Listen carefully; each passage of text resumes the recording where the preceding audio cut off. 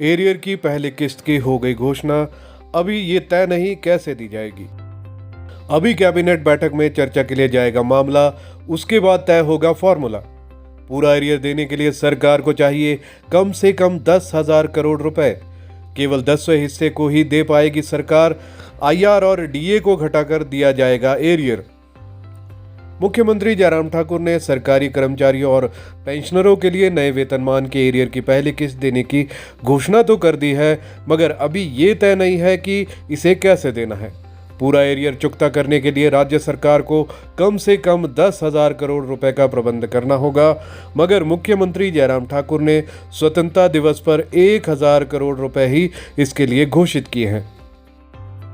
एक आकलन है कि इस हिसाब से तो सरकार कर्मचारियों और पेंशनरों को नए वेतनमान के 10वें हिस्से को ही दे पाएगी। अब ये घोषणा पहले हिमाचल प्रदेश मंत्रिमंडल की बैठक में चर्चा के लिए जाएगी, उसके बाद ही इस पर कोई निर्णय होगा। उसमें इसे देने का फॉर्मूला तैयार किया जाएगा, उसके बाद अधिसूचना जारी होगी।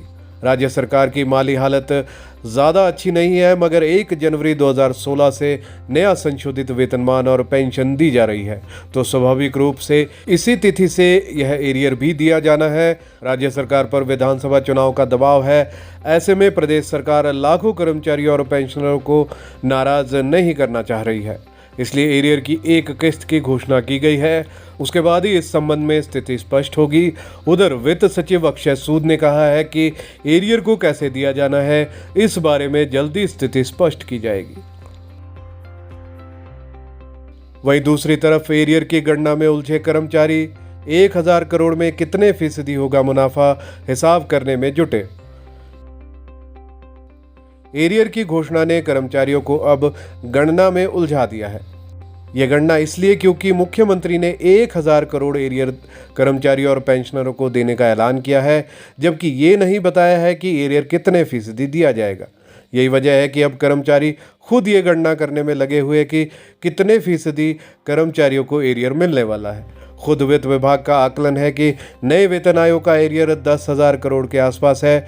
इस हिसाब से यह 10 से 15% तक बन रहा है, लेकिन पहली किस्त में क्या सभी को एक समान यह एरियर मिलेगा या इसका कोई अलग फॉर्मूला होगा, इस बारे में अटकलें लगनी शुरू हो गई हैं। मुख्यमंत्री घोषणा के बाद अब सीएम अनाउंसमेंट कैबिनेट में आएगी और उसके बाद वित्त विभाग इस बारे में ऑर्डर जारी करेगा।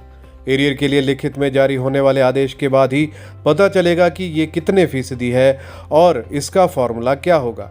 लेकिन 1,000 करोड़ कुल राशि यदि है तो कर्मचारी इससे ज़्यादा खुश नहीं दिखते। मंगलवार को राज्य सचिवालय की शाखाओं में एरियर को लेकर चर्चा थी कि कुछ कर्मचारी और अधिकारियों को तो वित्त विभाग ने फ़ोन कर इस बारे पूछ रहे थे। यदि ऐसा हुआ तो विधानसभा चुनाव से ठीक पहले सितंबर में एरियर की एक और किस्त को लेकर भी मुख्यमंत्री घोषणा कर सकते हैं।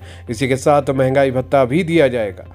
राज्य सरकार को 2,25,000 कर्मचारी और 1,90,000 पेंशनरों को वेतन आयोग की अदायगी करनी है। वेतन आयोग लागू होने के बाद कर्मचारियों और पेंशनरों को राज्य सरकार 3,500 करोड़ दे चुकी है, लेकिन सबसे बड़ी अदायगी एरियर के तौर पर अभी बकाया है।